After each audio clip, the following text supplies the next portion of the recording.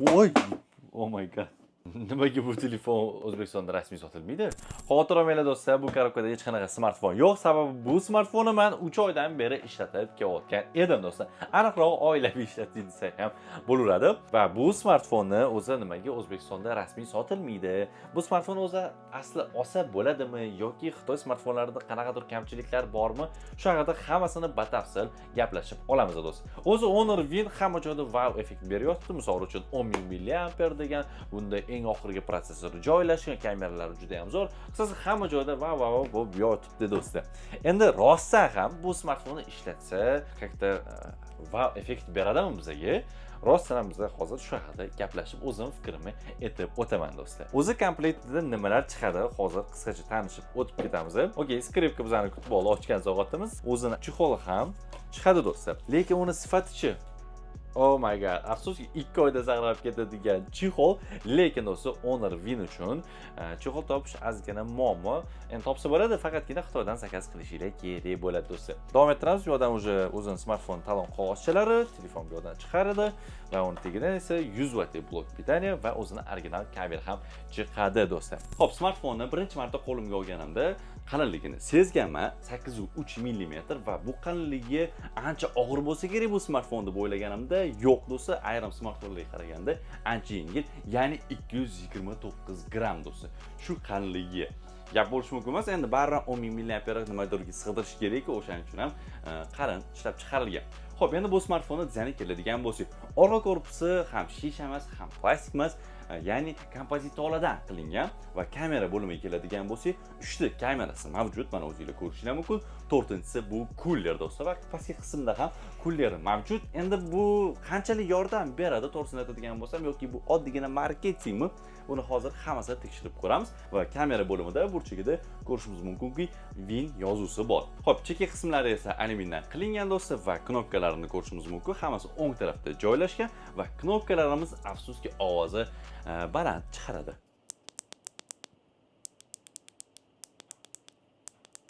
Xo'p, o'zingizlar ko'rdinglar, bu kimgadir yoqishi mumkin, kimgadir yoqmasligi mumkin. Shaxsan menga bu ozgina noqulaylik tug'dirdi, to'g'risini aytadigan bo'lsam. Endi ekranimizga keladigan bo'lsak, yoqqanimizda ramkalari ancha ingichka va ekranimiz 6.83 dyum AMOLED matrica va smartfonimiz 185 Hz do'stlar. Xo'p, endi bu smartfon bilan qisqacha tanishib oldik. Endi hamma bilgan 10.000 mAh batareykasi hozir tekshirib ko'ramiz.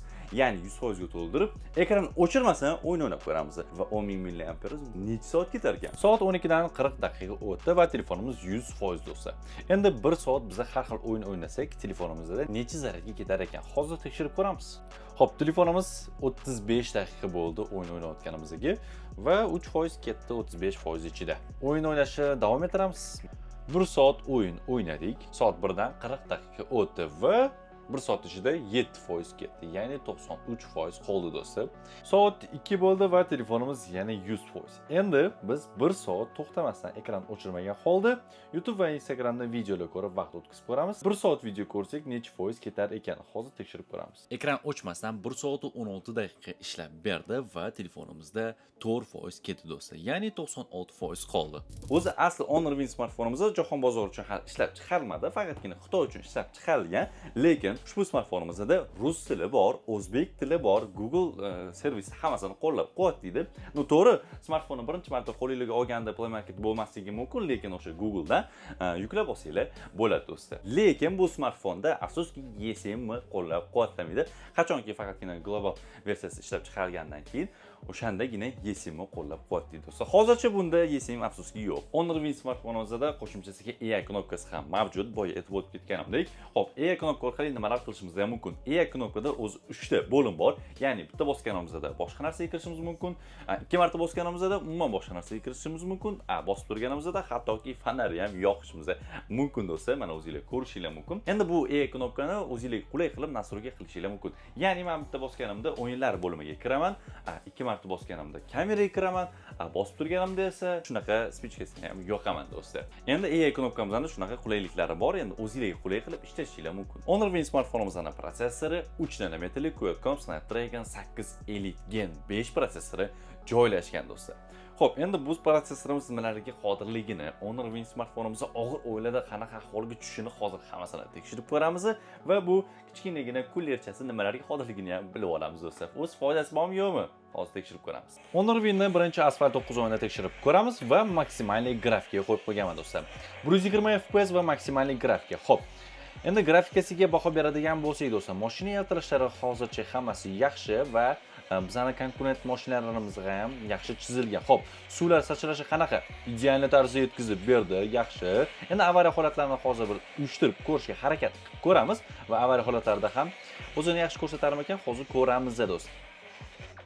Avariya holatlarida mana o'zingizlar ko'rishingiz mumkin. Oddiy joyda bo'lmadi. Kemani ichida bo'lsa ham do'stlar, o'zini yaxshi ko'rsatib berdi. Maksimalni qiynashga harakat qilib ko'rdim, lekin Honor Win Asphalt 9 o'yinida o'zini yaxshi ko'rsatdi. Ikkinchi o'yinimiz Correct Street o'yini. Grafikasidan tanishib chiqadigan bo'lsak do'stlar, mana ko'rishimiz mumkin. Maksimalniy grafika va FPS ham maksimalniy qo'yib qo'yibman. Xo'p, bu yerda tepasida o'sha FPS chiqib turibdi. 60 FPS tabiiy ishlab beryapti va rostdan ham hech qanaqa laglar yo'q o'yinda do'stlar. Ahamiyat berishingizni so'rayirdim. Aynan mana shu FPS ga. To'g'ri boshida ozgina laglar bo'ldi, 45 FPS ga tushdi. Lekin hozirda 60 FPS tabiiy 59 ga ham tushmayapti do'stlar. Avariya holatlarida ham, boshqa holatlarda ham va ekranda qanaqadir ranglar ko'payib ketganda ham stabil 60 FPS ishlab bermoqda. Va oxirgi o'yinimiz PUBG Mobile o'yini. PUBG Mobile o'yinida endi Honor Win o'zini qanaqa ko'rsatadi. Hozir ko'ramiz. Hali telefon dam olmadi va shunga qaramasdan odam ko'p joyga tushamiz va telefonimizda laglar bo'ladi. Xo'p, sakradik va hozircha hech qanaqa laglar yo'q. Atrofda juda ham odamlar ko'p. Giroskop qanaqa darajada ishlab beradi Honor Win smartfonimizda? Giroskop bor va sifati esa yaxshi. Men zadechka bo'ladi deb o'ylaganim to'g'risida degan bo'lsam, lekin yo'q, hech qanaqa kamchiliklar yo'q. Xo'p, endi Closewise jarayonlarini tekshirib ko'ramiz.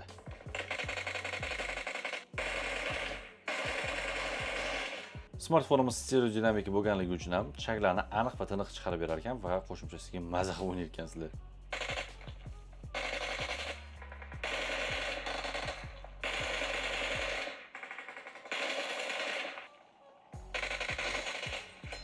Honor Win smartfonimizda o'yin jarayonlarida o'zini qanaqa ko'rsatishi va ushbu kullerimizda nimalarga qodirligini o'zingizlar ko'rdinglar do'stlar. Xo'p, o'yin jarayonlarida o'zini yaxshi ko'rsatdi.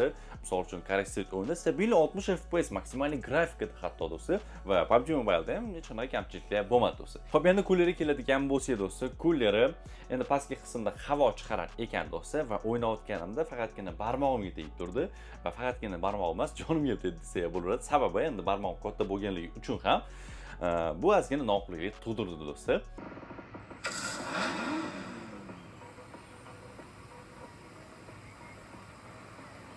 Endi kimga qanaqa to'g'risini aytadigan bo'lsam, o'zi foydasini ham juda ham katta sezmadim. No, o'ynab bo'lganingizdan keyin kuller yoqib qo'ysanglar, tezroq sovutsa kerak, lekin o'yin jarayonlarida menimcha bu kuller sizlarga yordam bermaydi do'stlar. Endi bu o'zimning fikrim. Endi Honor Win'ni qayerda sotsam bo'ladi degan savolga, afsuski jahon bozorida Honor Win smartfonini topa olmaysizlar. Faqatgina buyurtma asosida xarid qilishingiz mumkin. Narxiga kelsak, $700 atrofida olib keltirishingiz mumkin ekan do'stlar. Endi savol, o'zi asli Xitoy smartfoni sizlarga yoqdimi? Bu birinchi savolim. Ikkinchi savolimiz esa $700 ga Honor Win xarid qilsa bo'ladimi yoki arzimaydimi bu narxga? Bu endi o'zingizlarning fikringizni izohlarda yozib qoldirishingizni so'rab qolardim. Xo'p, bugungi videomiz shulardan iborat edi. Sizlar bilan har doimdek ruhiy bo'ldi do'stlar. Videom sizlarga yoqqan bo'lsa, like bosib, obuna bo'lib qo'yishni unutmanglar do'stlar.